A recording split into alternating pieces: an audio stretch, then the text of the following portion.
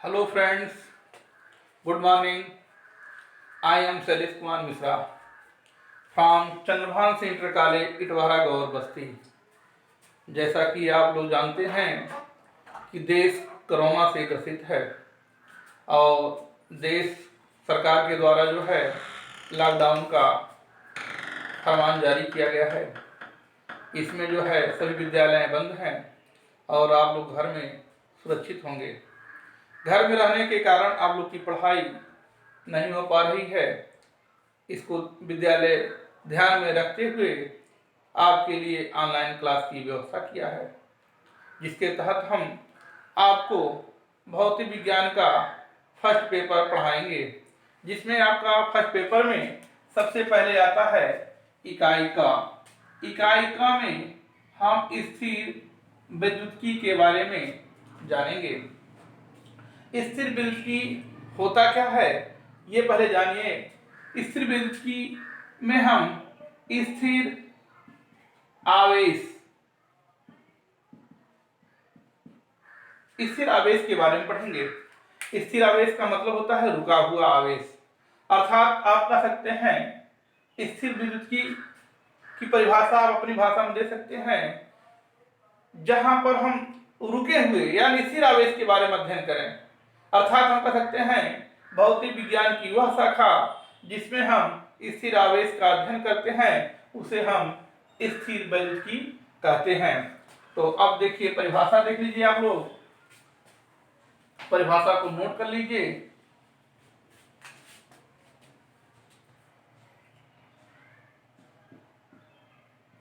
भौतिक विज्ञान की वह शाखा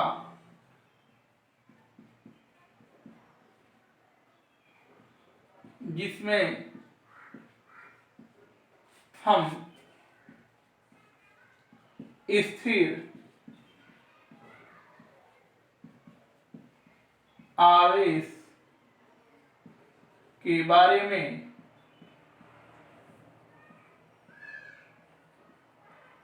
अध्ययन करें वह स्थिर विद्युत्की कहलाता है।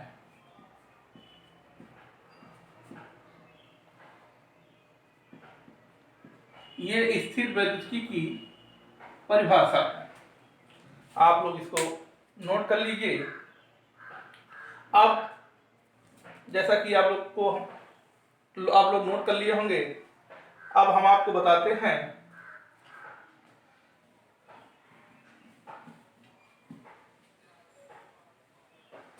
वैद्युत इस स्थिर विद्युत्की में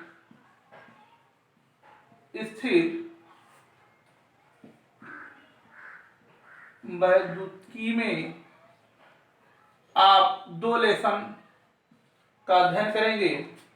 तो सबसे पहले है आपका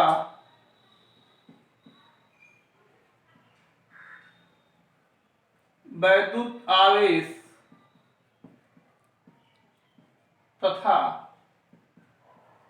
क्षेत्र, दूसरा है विभव एवं विभवांतर। ये दो लेसन हम आप स्थिर विद्युत्की में पढ़ते हैं। तो सबसे पहले अब आप पढ़िए वैद्युत आवेश तथा क्षेत्र।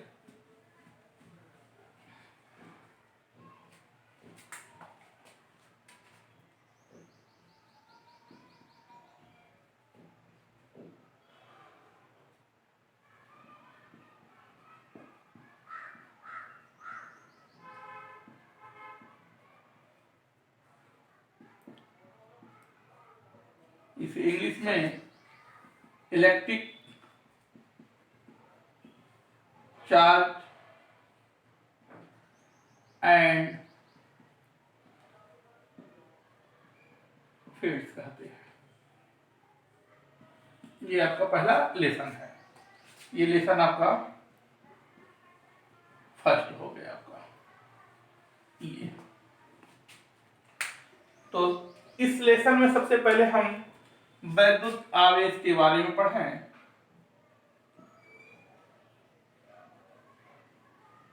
वैद्युत आवेश, तो वैद्युत आवेश की परिभाषा जानने से पहले इसकी इतिहास के बारे में थोड़ा हम जानें। इतिहास इसका है क्या, इसका कौन खोज किया सर्वप्रथम, इसके बारे में हम जानें। तो सबसे पहले यूनानी वैज्ञानिक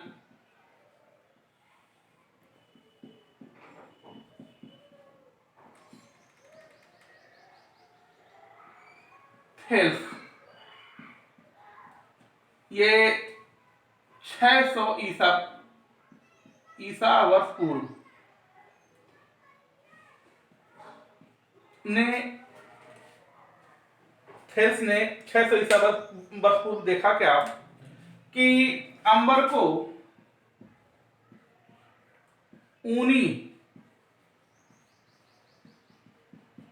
वस्त्र के साथ रगड़ा और रगड़ने के बाद देखा कि अंबर जो है कागज के छोटे छोटे तिनकों को अपनी ओर आकर्षित करने लगा, अर्थात अंबर आवेशित हो गया।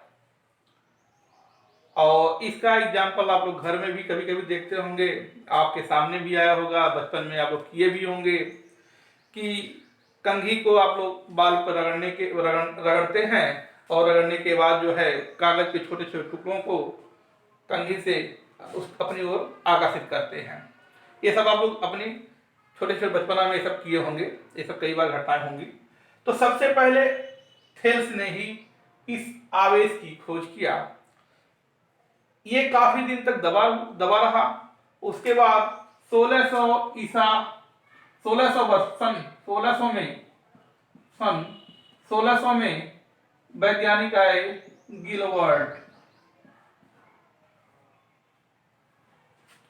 गिलवर्ट देखे कि अंबर की भाग बहुत सी वस्तुएं हैं, अंबर की भाग बहुत सी वस्तुएं हैं जो छोटी छोटी वस्तुओं को अपनी ओर क्या कर रहे हैं, आकर्षित कर रहे हैं।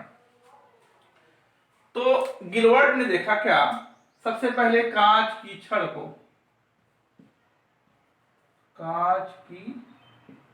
को इन्होंने रेशम पर रगड़ा। कहां पर रगड़ा, रेशम पर। कांच की छड़ को रेशम पर रखा तो कांच आवेशित हो गया। उसके बाद और लोग भी थे, एवोनाइट की छड़ को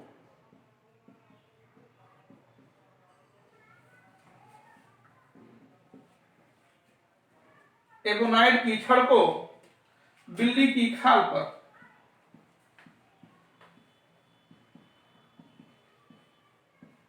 एवोनाइट की छड़ को बिल्ली की खाल पर रगड़े तो एवोनाइट की छड़ भी जो है आवेशित हो गया।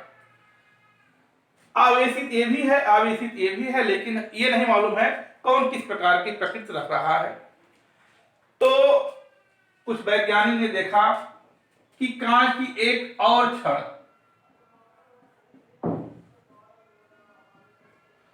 छड़ को जो है रेशम पर रगड़े और रेशम पर रगड़ने के बाद कांच की छड़ के पास ले गए तो कांच की छड़ एक दूसरे को प्रतिकर्षित करने लगे।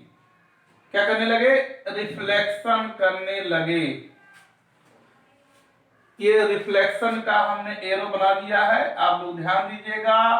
ये कांच की छड़ और कांच की छड़, जब पहली कांच की छड़ और दूसरी कांच की छड़ को रेशम पर रगड़े और इन दोनों को एक दूसरे के पास ले गए तो ये एक दूसरे को क्या कर रहे हैं, प्रतिकर्षित कर रहे हैं। और जब इस कांच की छड़ को एवोनाइट की छड़ के पास ले गए तो यह एक दूसरे को जो है आकर्षित कर रहे हैं। ये आकर्षित करने का चिन्ह हमने बनाया है। तो देख रहे हैं इसमें ये छड़ इस छड़ को आकर्षित कर रहा है, ये छड़ को जो है प्रतिकर्षित कर रहा है। अर्थात ये मालूम हुआ कि इस क्षण और इस क्षण पर कांच की क्षण में एक समान प्रकार के आवेश आए हैं जो एक दूसरे को प्रतिकर्षित कर रहे हैं, और इस एवोनाइट की क्षण और कांच की क्षण में जो है विपरीत प्रकार के आवेश आए हैं जो एक दूसरे को जो है आकर्षित कर रहे हैं। तो अब ये तो मालूम नहीं था पहले के लोग। तो ये कांच की छड़ और कांच की छड़ एक दूसरे को प्रतिकर्षित कर रहे हैं, एवोनाइट की छड़ और कांच की छड़ एक दूसरे को आकर्षित कर रहे हैं। तो ये तो मालूम था नहीं पहले के लोग कि ये आवेश दो प्रकार के होते हैं, ऋण आवेश और धन आवेश। तो पहले के लोग जो थे धन आवेश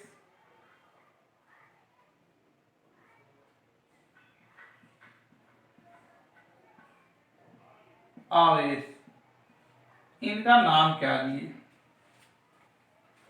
इसका नाम इन्होंने जो दिया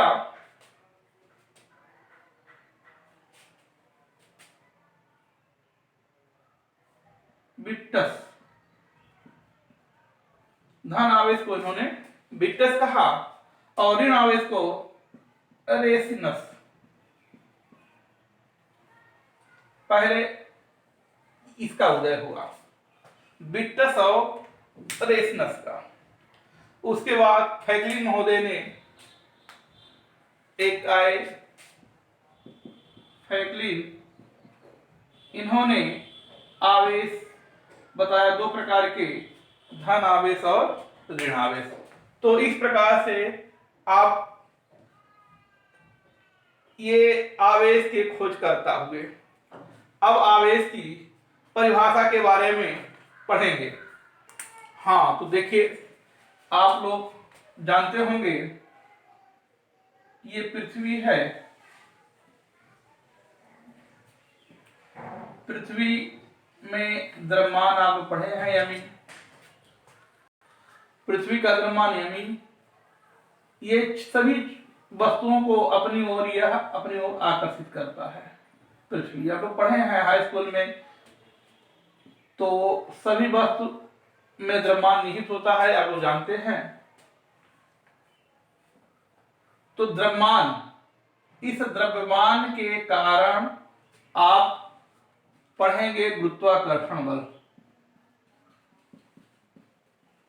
कर्षण बल तथा गुरुत्वीय क्षेत्र के बारे में आप अध्ययन करते हैं।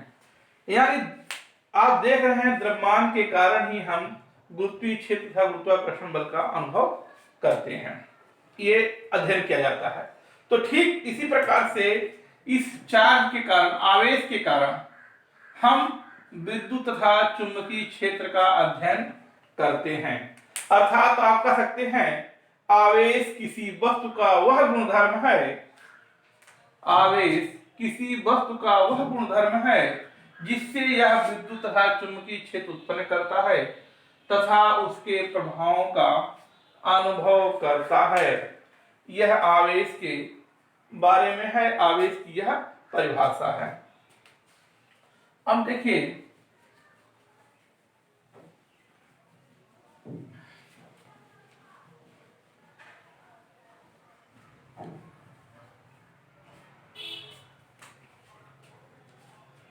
अब आवेश को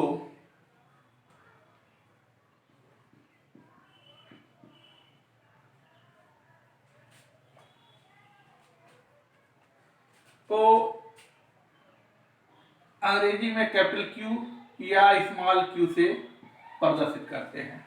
ये प्रदर्शित करने का तरीका है आवेश को। और आप इसको भी पहले नोट कर लीजिएगा आप लोग। ग्रीक भाषा में जो है, ये नोट है आपका, ग्रीक भाषा में अंबर को इलेक्ट्रॉन कहा जाता है और इलेक्ट्रॉन से इलेक्ट्रिसिटी बनी है। ये आपका इलेक्ट्रिसिटी बनी है, इलेक्ट्रॉन से ही इलेक्ट्रिसिटी बनी है, अर्थात विद्युत। आपका ग्रीक भाषा अंबर से लिया गया है। अंबर को इलेक्ट्रॉन कहते हैं, इलेक्ट्रॉन से ही इलेक्ट्रिसिटी बनी है। अब यहां हम पढ़ रहे थे आवेश, आवेश को स्मॉल क्यू से प्रदर्शित करते हैं और या कैपिटल क्यू से प्रदर्शित करते हैं। राशि यह अदिश राशि होती है। अब आप जानते हैं राशियां दो प्रकार की होती हैं, सदिश और अदिश। तो सदिश में आप जानते हैं परिमाण के साथ साथ दिशा की आवश्यकता होती है, और जबकि अदिश में केवल परिमाण की आवश्यकता होती, दिशा की नहीं। अर्थात आवेश का तो परिमाण होता है, परंतु यह गुण है, गुणधर्म है, दिशा नहीं है, डायरेक्शन नहीं है ये। अतः इसको अदिश राशि में रखा गया है, अर्थात राशि इसकी क्या है, अदिश राशि। अब इसका जो है बीमा देखिए, तो बीमा आप लोग पढ़े होंगे कि m के पावर 0, m l के पावर 0, t के पावर 0, a के पावर 1, ये इसका बीमा है। शॉर्ट फॉर्म में इसको इसकी बीमा a से प्रदर्शित करते हैं। तो आवेश की बीमा ये है। अब आवेश का मात्रक,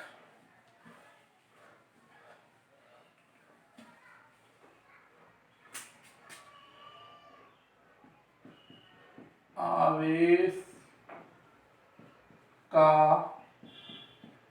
मात्रक, तो आवेश का मात्रक सबसे पहले हाई स्कूल में आपने क्यू बराबर पढ़ा है IT, इस पे आप न्यूमेरिकल भी लगाए थे हाई स्कूल में। I क्या है, वैद्युत धारा है, T क्या है, समय है, अर्थात धारा दिया हो या समय दिया हो, इन तीन राशियों में से कोई दो दिया रहता था, आप लोग उसको हल करते थे। यह हाई स्कूल का ये बेस लिया गया है। तो यहां से आवेश का मात्रक आप निकाल सकते हैं। धारा का मात्रक आप लोग पढ़े हैं, एम्पियर होता है, समय का मात्रक होता है सेकेंड। तो ये अर्थात आवेश का मात्रक हो गया कूलाम, ये भी है, ये भी है।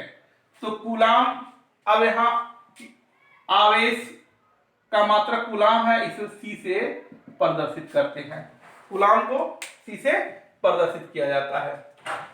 और कूलाम जो है यह SI मात्रक है, क्या है, SI यूनिट है। अब देखिए CGS पद्धति में, CGS आवेश का मात्रक क्या हो जाएगा, स्टेट कूलाम होता है। क्या होता है, स्टेट कूलाम या फैक्लिन।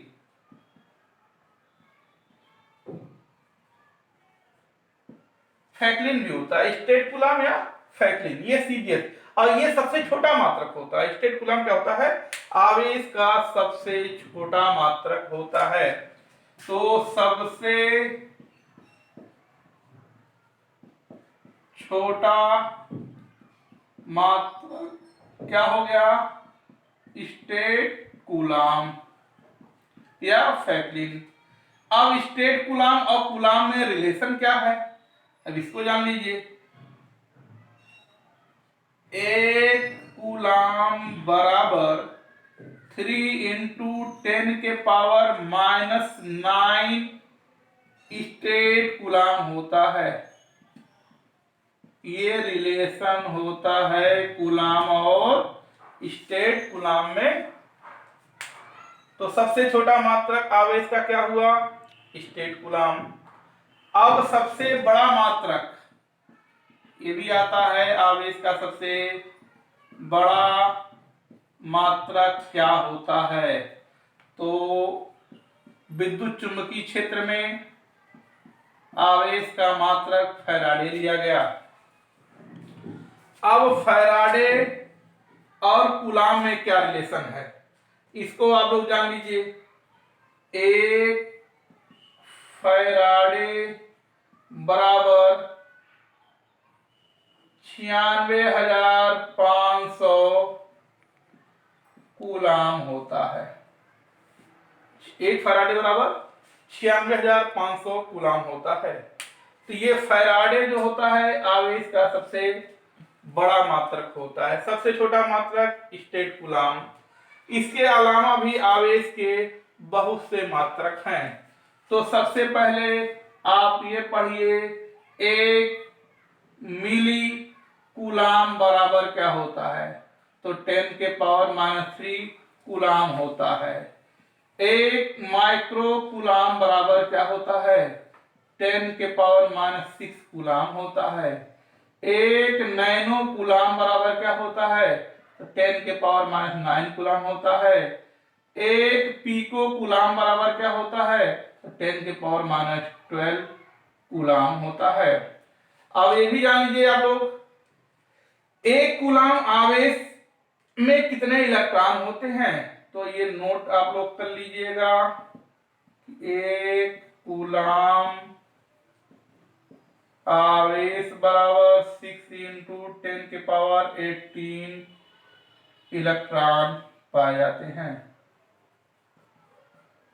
एक कूलाम आवेश में कितने इलेक्ट्रॉन? 6 × 10⁻18 इलेक्ट्रॉन पाए जाते हैं।